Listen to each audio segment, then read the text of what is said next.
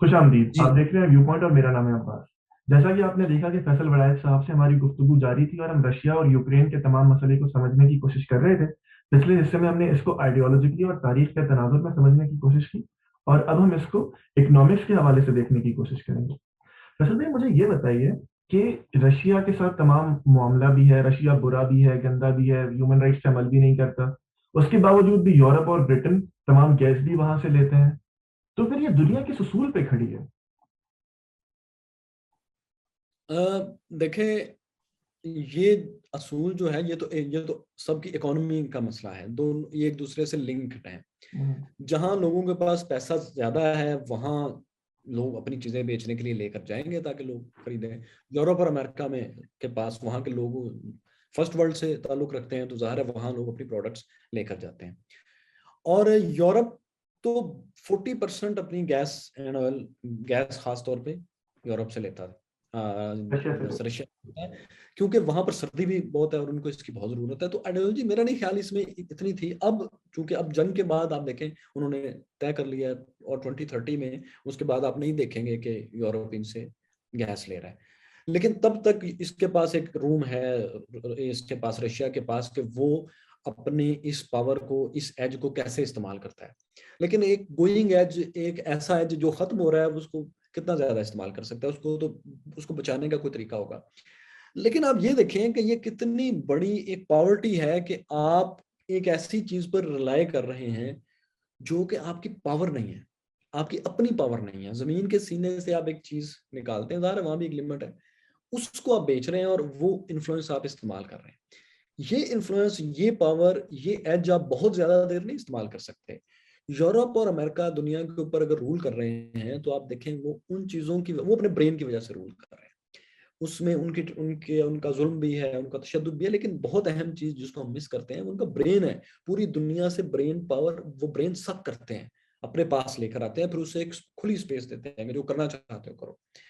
तो ये रशिया की वो ऑयल एंड गैस यूज करते हैं, और रशिया उनका पैसा यूज करता है कि मुझे वहां से पैसा मिलेगा। और रशिया किसको बेचेगा? क्या अफ्रीका को बेचेगा?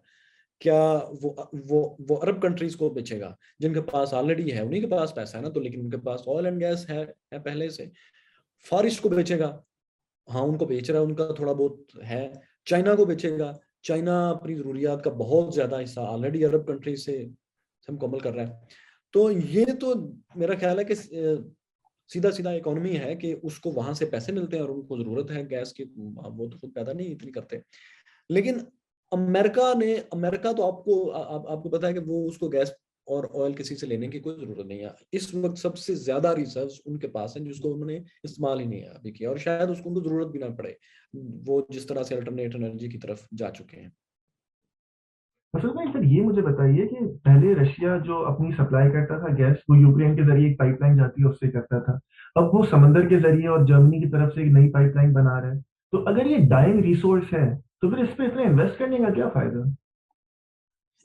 वो देखें, ये तो पुराने मुआहदे हैं ना, वो जो उसकी जी। पाइपलाइन जाती है फिनलैंड के नीचे से और एस्टोनिया के ऊपर से, वो जो जी। बारीक सी एक जगह है वहां से सबसे एक बहुत बड़ी उसकी पाइपलाइन जाती है। 4-5 जगहों से पाइपलाइन, इसकी टर्की से भी एक पाइपलाइन उस रास्ते से भी जाती है। तो बात यह है कि ये अगर डाइंग रिसोर्स तो बिल्कुल भी है, लेकिन ये ऑलरेडी किए हुए बहुत पहले के सौदे हैं। और ये बेशक डाइंग है लेकिन फिर भी ये बंद नहीं होगा, ये चलता रहेगा। थोड़ा हो जाएगा, जरूरत कम होगी लेकिन चलेगा। तो कोई मुल्क जिसको किसी चीज से इस वक्त फायदा हो रहा है, या जिस कंपनी को अगले 10 साल में, अभी देखे ना उसके 8 साल पड़े हैं उसमें, 2030 में, तो वो करेंगे, इसको यूज करेंगे। क्योंकि इसके लिए मुझे यकीन है कि बिड्स हो चुकी होंगी, काम शुरू हो चुका होगा। बहुत मुश्किल है कि इनको रोका जा सके। आप देखें कि जिन मुल्कों के अंदर जिनको किसी चीज की जरूरत नहीं भी है, जैसे अमेरिका को ऑयल एंड गैस की जरूरत नहीं थी बहुत लंबे अरसे से, उसके पास अपने बहुत रिसोर्सेज थे, लेकिन इसके बावजूद वो अरब कंट्री से ले रहा था। तो ये तो चीज चीज रहेगी, ये 100% खत्म नहीं होगी। गैस और ऑयल अगर वो सारे का सारा भी अपना इस्तेमाल करना शुरू कर दें और एक पाइपलाइन हो जो रशिया से आ रही हो, तो एक सेकंड ऑप्शन के तौर पर वो रहेगी। क्योंकि देखें जो कि रशिया में हम नहीं अभी महसूस महसूस कर रहे, मैं देख रहा हूँ कि रशिया में शायद एक रेवोल्यूशन आया, और रजीम चेंज के साथ दुनिया में ये है कि मामला फिर बदल भी जाते हैं। ऐसा नहीं होता कि अगर आज रशिया से ये यूरोप के ताल्लुकात हैं तो आइंदा भी यही रहेंगे। आपको आपको पता है कि सेकंड वर्ल्ड वॉर से पहले जापान एक रशिया ही था, जो कि एक शहनशाहियत और एक दुनिया के साथ लड़ने मरने को तैयार था पूरी तरह। लेकिन फिर एक नया जापान आया जो कि दुनिया का दोस्त है, जो दुनिया की रिसर्च में सबसे ज्यादा फंडिंग जापान करता है, और उसके कोई अब मिलिट्री एम्बिशंस नहीं है कि उसने दुनिया में कोई कब्जा करना है, अपना वर्ल्ड ऑर्डर ऑर्डर चलाना है। तो ये जो चीजें बनती हैं बंद नहीं होती, इसके पीछे ये भी एक मकसद होता है कि कल को रजीम्स चेंज भी होंगी और हालात सूटेबल होंगे, तो ये हमारा एक रिसोर्स खत्म ना हो। असल में क्योंकि हम गैस की बात कर रहे हैं तो मैं भी स्टैटिस्टिक्स देख रहा था कि यूके के पास 9 महीने के रिजर्व रह गए और बाकी यूरोप के पास उससे भी कम रिजर्व रह गए। अगर ये जंग कंटिन्यू करती है, अभी अब वो कंटिन्यू करेगी यानी उस पर बात करेंगे, तो इस गैस मामले का क्या होगा? यूरोप अपने इसेंशियल्स लाएगा कहाँ से? हाँ, वो ये बहुत बहुत बड़ा मसला है उसके लिए। और this is a tick tick bomb. ये है, ये आपको याद होगा जब सऊदी अरब ने इनका तेल बंद किया था, अमेरिका यूरोप का, तो वहां बाकायदा लोगों ने घोड़ों में सफर करना शुरू कर दिया था। ये एक ऐसी बात है जो इस दुनिया के सामने 1 मिनट में देखी जा सकती है। इस वक्त अगर दुनिया में ऑयल एंड गैस किसी तरह से इसकी प्रोडक्शन नहीं, सिर्फ सप्लाई 1 साल के लिए बंद हो जाए ना, तो आप देखेंगे कि आपको एकदम बहुत पुराना दौर वापस आता हुआ आहिस्ता आहिस्ता नजर आएगा। क्योंकि जो इस वक्त वक्त ट्रांसपोर्ट है, बेशक जितना भी ये अल्टरनेट उस पर सोर्सेज पे है, लेकिन ये अभी भी सबसे ज्यादा ऑयल एंड गैस पर डिपेंड करता है। तो ये जो बात आपने की ये रियल है, ये हम इससे पहले देख चुके हैं। तो अब अगर ये 1 साल 1.5 साल तक और इसी तरह रहता है तो ये वहां आप इसके कॉन्सिक्वेंसेस बड़े खौफनाक देखेंगे। यूरोप यूरोप की जो प्रोडक्शन है, देखिए दुनिया जिस ऑर्डर पर चल रही होती है, जिसको हम बार बार टारगेट करते हैं, उसने एक बैलेंस भी क्रिएट किया होता है। अगर आप और मैं इस वक्त ये बात बात कर रहे हैं, मैं ये बिजली एंजॉय कर रहा हूँ, तो ये बेशुमार काउंटलेस फैक्टर्स से होकर आ रही है। कहीं कोई अपनी प्रोडक्ट्स भेज रहा है, वहां से कुछ मुनाफा कमा रहा है, उससे कुछ टैक्स दे रहा है, उससे कुछ इंडस्ट्री लग रही है, उससे कुछ लोग लोग कमा रहे हैं वहां से। एक एक चीजें आपस में इकोसिस्टम है हम इंसानों का। तो ये इकोसिस्टम की चेन आप कहीं से भी आप उखाड़ेंगे तो ये हर्ट होंगे। सिर्फ यूरोप नहीं हर्ट होगा। आप देखें अगर यूरोप हर्ट होगा तो उससे दुनिया के वो तमाम ममालिक हर्ट होंगे जो उनसे किसी ना किसी तरह का बिजनेस करते हैं। तो ये कहना बहुत आसान होता है, किसी को गाली देना, किसी को परे परे फेंकना, किसी को दुश्मन कहना, और उसके उस झंडों को जलाना बहुत आसान है।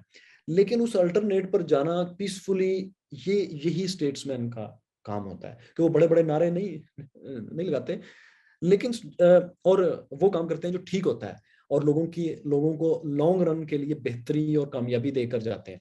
लेकिन उन उन बेचारों के साथ ये होता है कि उनको उनको तारीख में वो मुकाम नहीं मिलता जो एक बुलंद बांग नारे लगाने वाले हिटलर को मिलता है, मुसोलिनी को मिलता है। यादगार वो बनते हैं, हिस्ट्री का एक फिगर वो बनते हैं, लेकिन उनके मुकाबले में उन लोगों के नाम किसी को याद भी नहीं होते। आप पाकिस्तानियों से पूछें, इनको माओ तुंग बिल्कुल याद होगा, लेकिन डेंग जिनपिंग कितनों को याद होगा?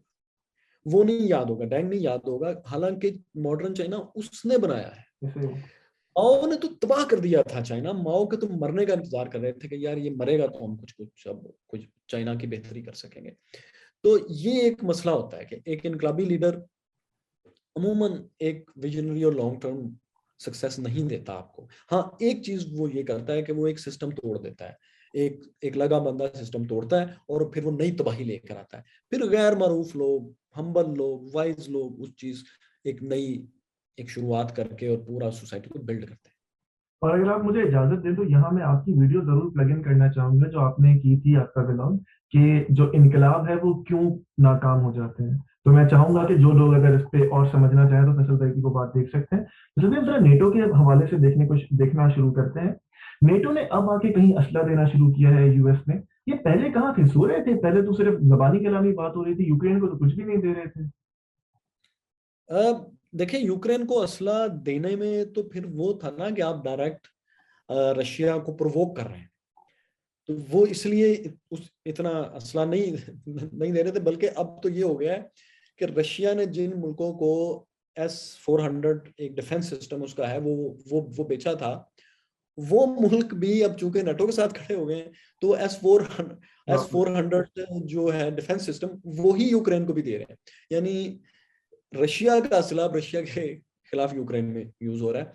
पहले एक मसला कि अगर हम इस तरह डायरेक्ट असला देंगे तो हम रशिया को प्रोवोक करेंगे, लेकिन रशिया ने जब खुद मौका दिया प्रोवोकिंग का, तो अब ये इस तरह होगा। आप देखें, यही तो प्यूटन को जो लोग उसके, हाँ उसके अपने मुल्क में वाइज लोगों के बहुत ज्यादा आवाज को दबाया जाता है वहां, वो जो बात कर रहे हैं, जो अमेरिका में इंग्लैंड में बैठे हैं, वो यही तो बात कर रहे हैं कि यार अगर हमको ये डर था कि यूक्रेन के बॉर्डर के ऊपर अमेरिका और नेटो ना आ जाए, तो जो प्यूटन ने अब काम काम किया है, इसके बाद तो वो लाजमी आएंगे। अब तो उनको कोई रोक नहीं सकेगा, अब तो उनके पास 100% जवाब है वहां पर आने का। इससे पहले तो कोई ना कोई शर्म लिहाज, कोई दीद कोई थी ना कि वो उसको रोक सकें, कोई डिप्लोमेसी हो सके दुनिया में, 10 मुल्कों को रूस अपने साथ साथ हाथ मिला सके, 10 को अमेरिका अपने साथ मिला सके, तो कोई बातचीत हो सके कि यार ये अमेरिका गलत कर रहा है, ये वो।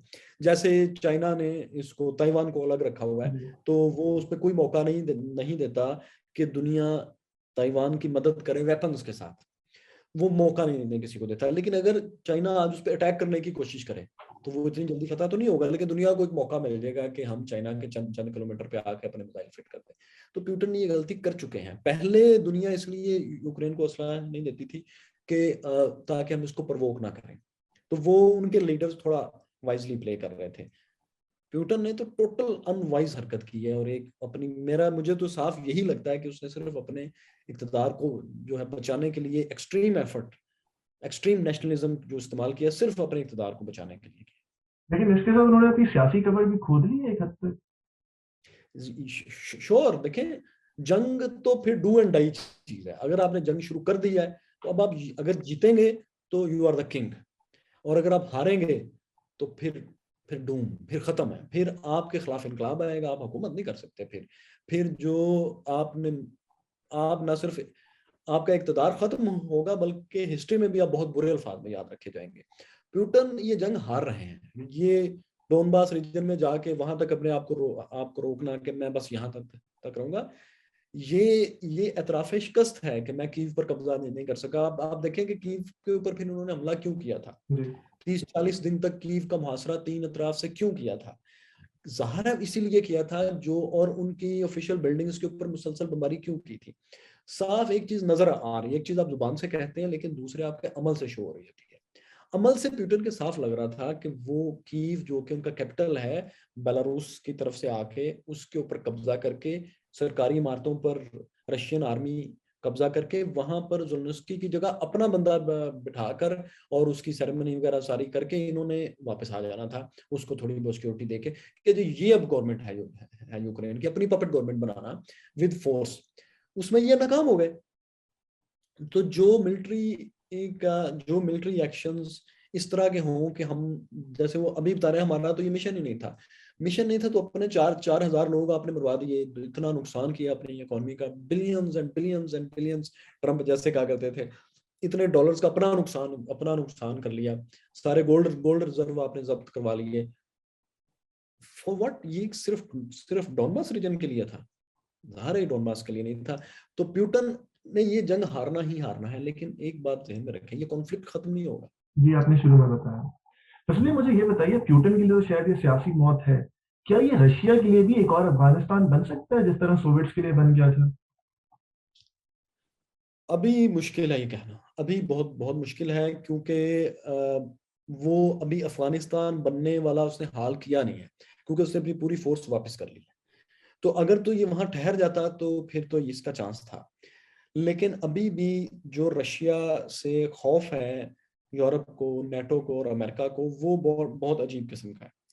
वो ये है कि रशिया ने 2006 से 2016 तक, खास तौर पर इधर यूरोप में, जिसके कि एविडेंस भी हैं कि इन्होंने बहुत बड़ी बड़ी तादाद में ऐसे केमिकल वेपन्स वहां पर पहुंचाए हैं, जो थाउजेंड्स ऑफ पीपल को, हजारों लोगों को, मे भी लाखों को वहां पर मार सकते हैं, वहां पर तबाही कर सकते हैं।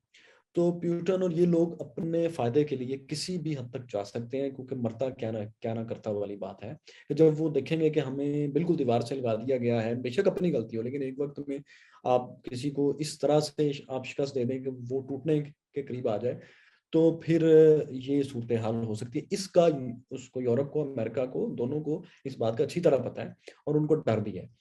लेकिन इकोनॉमिकली रशिया उनको बहुत नुकसान नहीं पहुंचा सकता, बल्कि रशिया ने उनका फॉर अ लिटिल पीरियड उनका फायदा फायदा किया है कि उनके बहुत सारे एसेट्स सील हो गए हैं पूरी दुनिया में। जो ज़ाहिर है अब उनकी मर्जी, जैसे मर्जी उनको यूज करें। सिर्फ एक एक नुकसान है जो चंद साल तक दुनिया को, यूरोप को होगा, कि ये ऑयल एंड गैस अगर बंद कर देता है।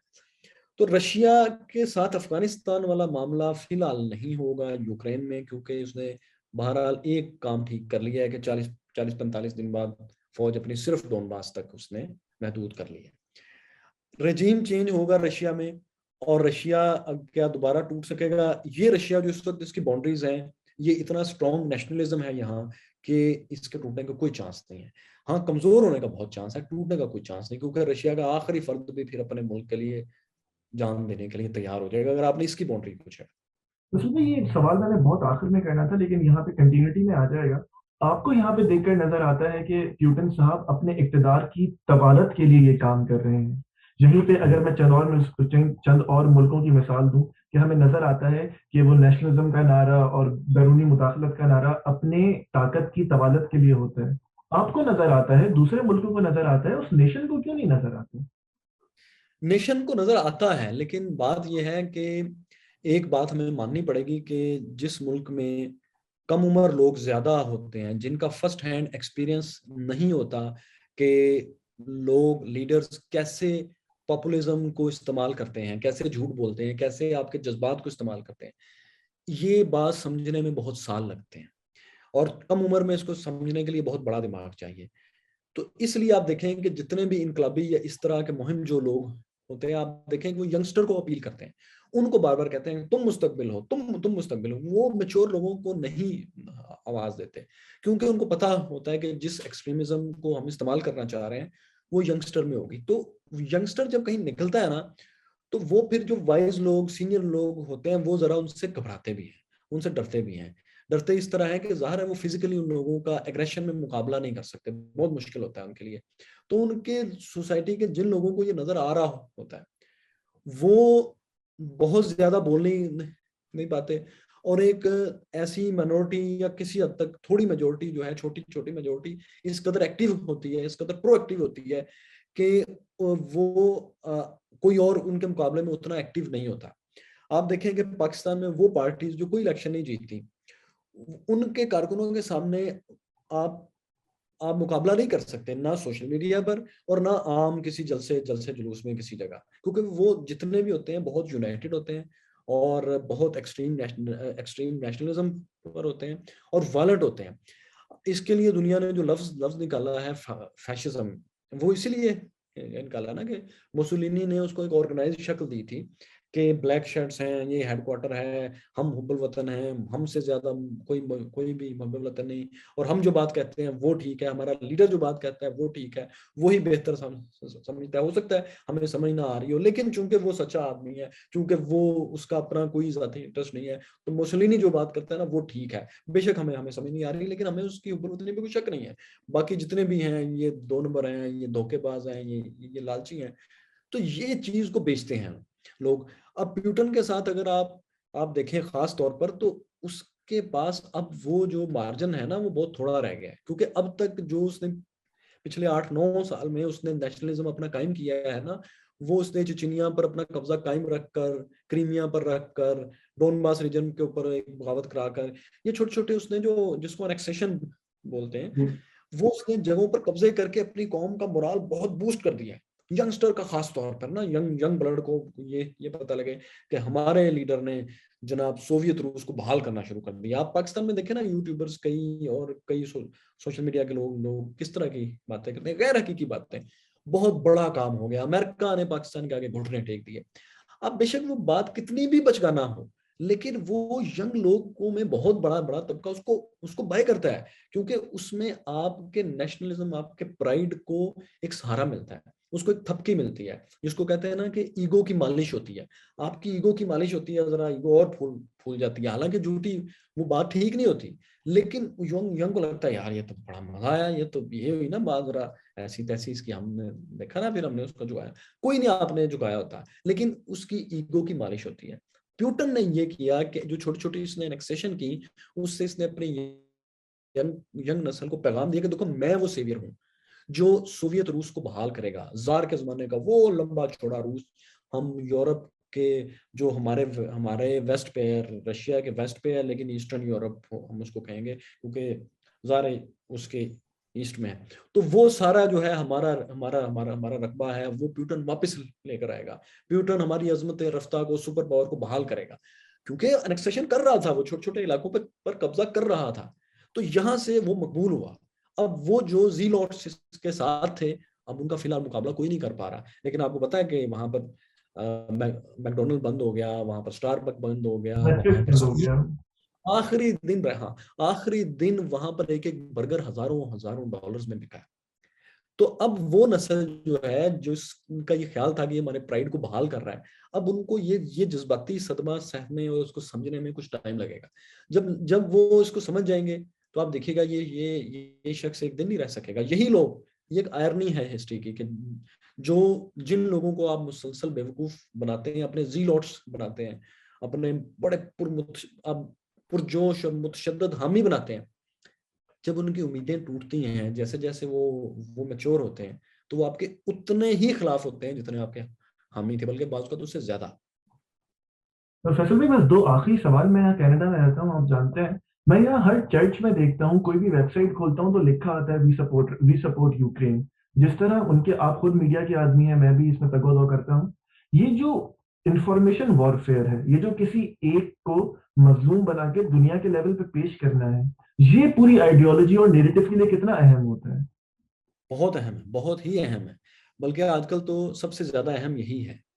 इसीलिए लोग आप देखें ना, सिर्फ और सिर्फ ट्विटर ट्रेंड के लिए कितने पैसे खर्च करते हैं, जो कि बबल एक बन जाता है और आपको लगता है कि शायद ये ठीक है, ये जो लाखों में हो रहे हैं ट्रेंड, ये बिल्कुल ठीक हो रहे हैं। अभी पाकिस्तान में आप देखें, कुछ दिन पहले तक इंपोर्टेड हुकूमत नामंजूर मिलियंस में था, जबरदस्त। आज सुबह मैंने एक हैरत अंगेज चीज देखी दोपहर में कि वजीर आजम, सबक वजीर आजम के खिलाफ, वजीर आजम इमरान खान के खिलाफ एक ट्रेंड जिसमें कि शदीद लैंग्वेज यूज की हुई थी, वो 5 लाख से भी ऊपर जा चुका था, और वो इनका था, टीएलपी का था। आप देखें कि टीएलपी पाकिस्तान में कोई इलेक्शन नहीं जीती, लेकिन इतना ज्यादा ऊपर गया था 5। हालांकि नून लीग इलेक्शन जीती है, पीपल्स पार्टी यहाँ पर इलेक्शन जीती है, लेकिन वो ट्रेंड 20-25 हजार से ऊपर नहीं ले जा पा रहे थे। तो ये सब कुछ किस लिए है? ये सबको पता लग गया है कि इंफॉर्मेशन जो आप लोगों को देंगे, वो लोगों के पास सोर्स ही एक होगा। आप देखें ना, इन्होंने आरटीवी बंद कर दिया, जी।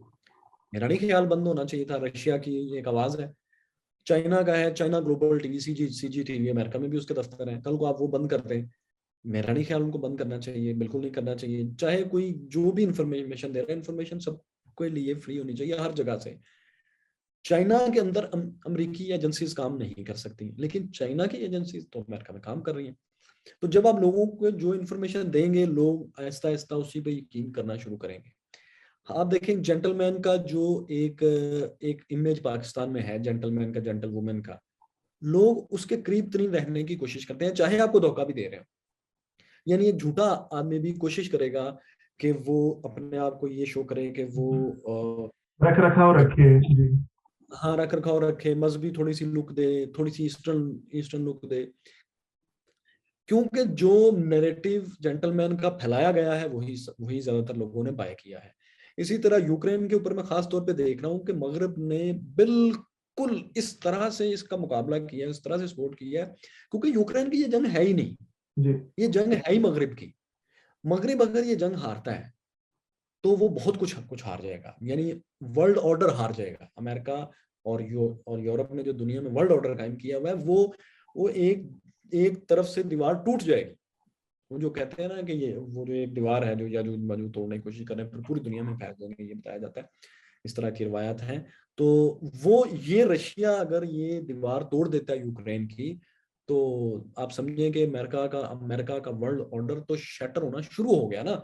तो इसलिए वो ये बहुत ज्यादा प्रोपेगेंडा कर रहे हैं, इसमें प्रोपेगेंडा भी है, ये मैं जी जी, आपको जाहिर है। क्लियर। प्रोपेगेंडा होता ही है, जो जाहिर है, अब हम सब रशिया देखते को हैं जिस पर। तरह डेवल बनाकर इन्होंने पेश किया है, प्यूटन को जिस तरीके से डेवल बनाया है, वो गलत है। किसी मुल्क पे हमला करने की बिल्कुल मैं सपोर्ट नहीं कर सकता, 1% भी नहीं कर सकता, लेकिन इन्होंने जितना बुरा उसे बना के पेश किया है, ये ज़ाहिर है प्रोपेगेंडा है।